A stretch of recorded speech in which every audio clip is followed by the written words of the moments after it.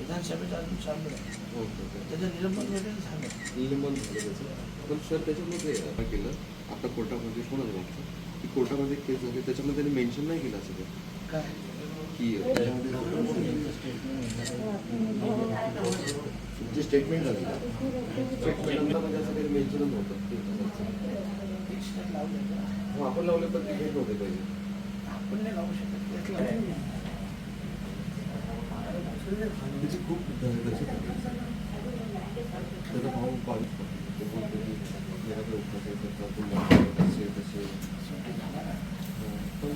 आणि जास्त जास्त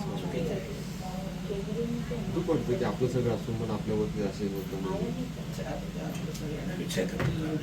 हो रुग्णालयामध्ये भेट घेतलेली आहे.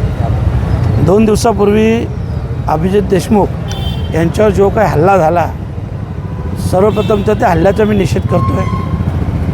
आणि या हल्ल्यामागे ज्यांचं हात होतं, महाराष्ट्र शासनाने त्यांना निलंबित देखील केलं, पोलिसांनी देखील त्यांची कारवाई चोखपणे पार पाडली, त्याबद्दल त्यांना देखील धन्यवाद देतो. परंतु ह्या अशा काही घटना आता ज्या काही आपण पाहत असाल, ठाणा असेल, मुंबई असेल, कल्याणसारख्या शहरात या घटना घडत आहेत.